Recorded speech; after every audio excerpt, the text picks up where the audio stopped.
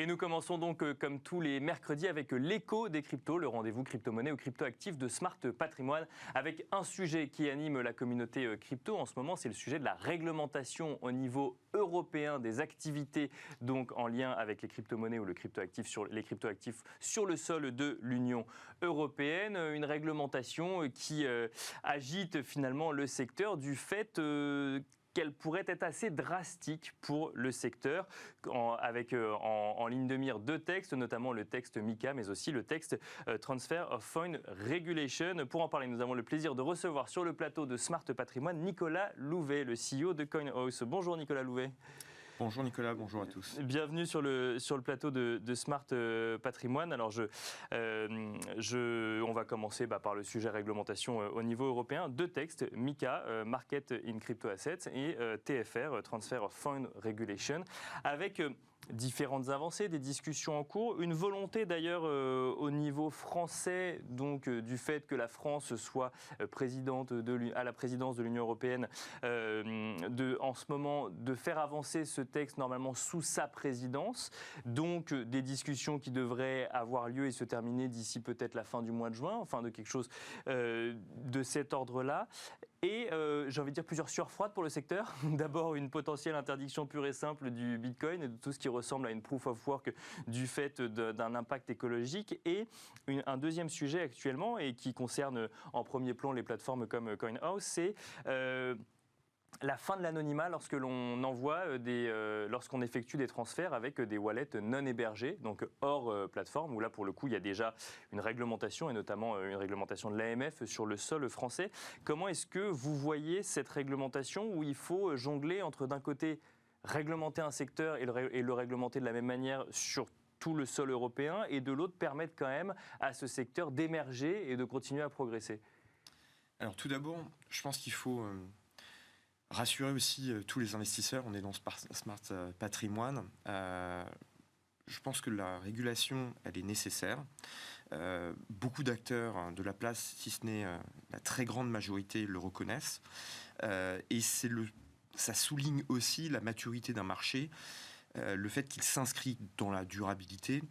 Et l'Union européenne, les États membres et la plupart des parlementaires ne souhaitent pas la fin des cryptos, mais souhaitent plutôt les inscrire dans une vraie vie financière et dans des textes en fait qui légitiment les activités, qui légitiment les plateformes. Donc c'est plutôt rassurant en réalité pour les investisseurs et même pour les plateformes comme nous de nous dire qu'on ne nous considérait pas il y a quelques années. Maintenant on nous considère, on nous fait des textes exprès pour nous. Qui vous sont dédiés, effectivement. Voilà, c'est un vrai plaisir.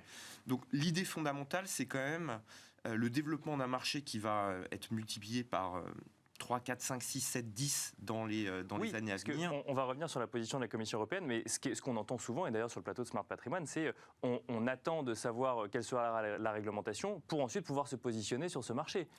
En fait, les gens sont déjà positionnés. Alors oui, vous avez pas tous, mais oui, bien sûr. Vous avez déjà en France des acteurs qui sont établis.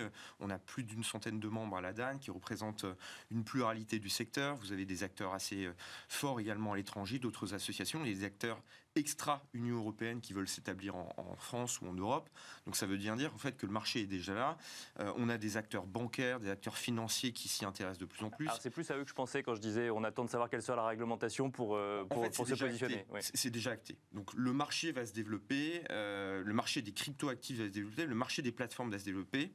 Et donc c'est plutôt bon pour les investisseurs de considérer ce marché et de considérer qu'il doit s'ancrer dans des règles.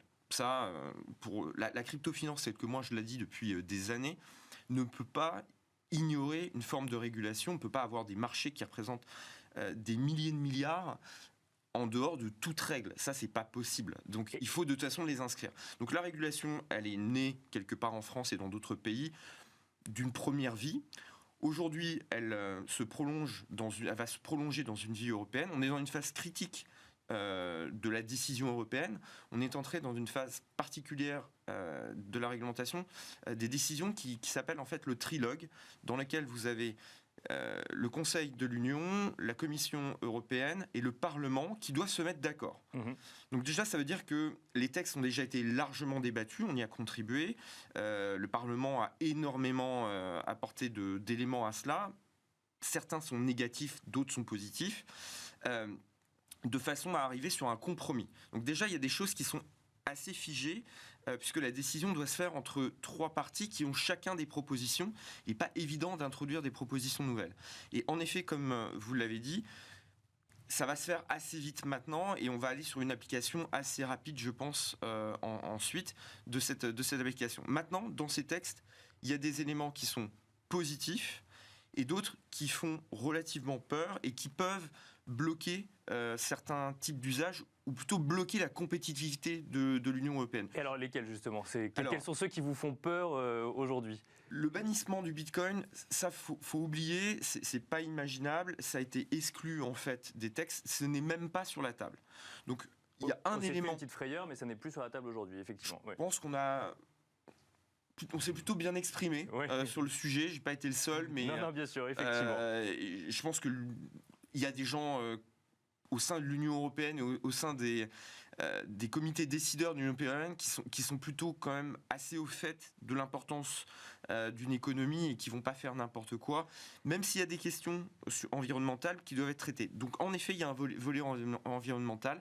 Mais alors le sujet, c'est l'anonymat aujourd'hui plutôt. C'est le fait d'aller vérifier. Donc en fait, quand on est une plateforme, on sait qui on a sur sa plateforme. Donc en fait, le sujet de l'anonymat n'est pas réel quand on est sur une plateforme de droit français.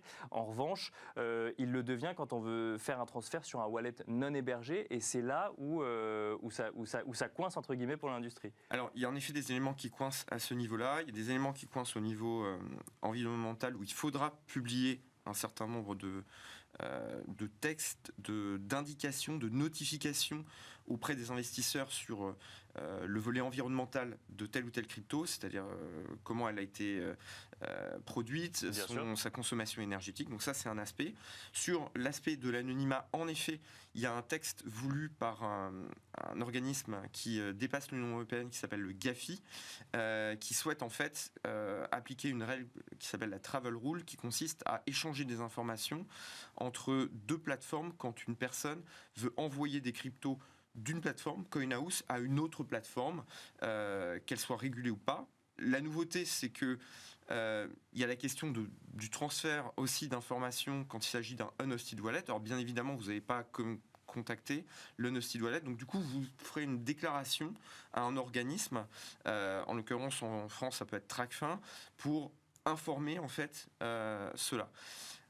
C'est là où justement il y a une question de liberté individuelle, il y a une question de l'information qu'on doit transmettre, il y a une question sur le volet systématique, et ça c'est des sujets sur lesquels on souhaite justement avancer et mettre en avant les éventuelles problématiques qui sont liées à l'anonymat, à la privacy, le droit en fait à la propriété, à la conservation de ces données personnelles, ou au fait qu'aujourd'hui, quand il y a un problème au sein d'un compte bancaire, l'État n'a pas accès à votre compte bancaire et ne sait pas nécessairement ce que vous avez sur votre compte bancaire.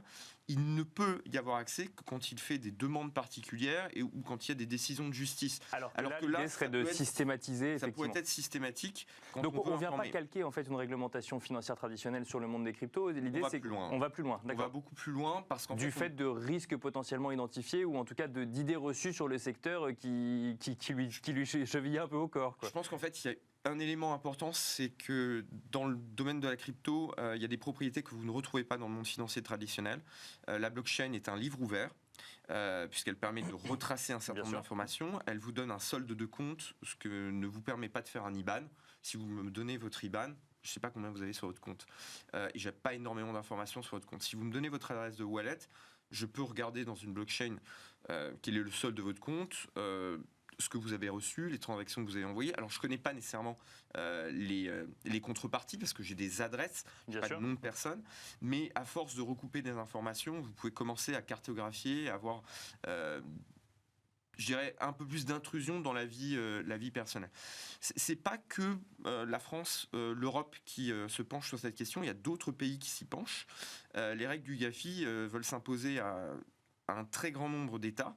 Elles ne sont pas allées jusque-là sur le Unhosted Wallet. C'est là où il faut, je pense, raison garder. Et il y a beaucoup de personnes au sein de l'Union européenne et même au sein de la Direction générale du Trésor en France, par exemple, qui considèrent qu'il y a une limite, justement, et un problème à aller trop loin dans cette réglementation. Donc, on est plutôt confiant sur ce point. Voilà. Il y a d'autres sujets au niveau de MiCA. C'est un texte extrêmement important. Il y a la question de la reverse sollicitation qui est un vrai sujet pour nous parce qu'on en a globalement plutôt marre en tant que plateforme européenne de nous être imposé un certain nombre de règles et d'avoir des plateformes qui sont extra-Union européenne, qui font du démarchage parfois plutôt actif auprès des investisseurs, des épargnants européens, sans être inquiétés et sans avoir réellement d'obligation ou de blocage possible par les autorités de contrôle. Et ça, c'est pas prévu dans la réglementation MiCA ? Alors justement, il y a quelque chose qui a été rajouté qui est de dire la reverse sollicitation pourrait être interdite.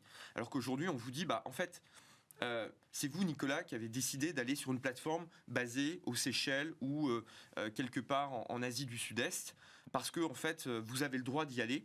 En réalité, cette plateforme, elle a fait de la publicité sur des réseaux sociaux, elle vous a contacté sur Instagram, elle a fait un certain nombre de démarches, et c'est vous qui finalement avez décidé d'y aller. C'est là où le sujet, je trouve, est intéressant. Nous, on est plutôt justement pour interdire cette reverse sollicitation parce que globalement, ça ne protège pas les épargnants européens. Quand vous avez des problèmes avec ces plateformes, vous pouvez juste rien faire et ça crée en fait un système de